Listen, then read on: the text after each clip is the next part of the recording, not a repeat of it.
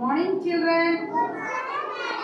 ఈరోజు మనము spoken English ఏం చెప్పండి, స్పోకెన్ ఇంగ్లీష్ నేర్చుకుందామా.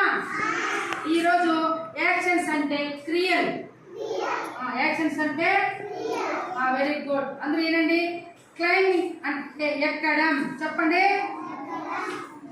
స్విమ్మింగ్ అంటే ఈత కొట్టడం తెలుసు కదా, స్విమ్మింగ్ అంటే ఈత కొట్టడం.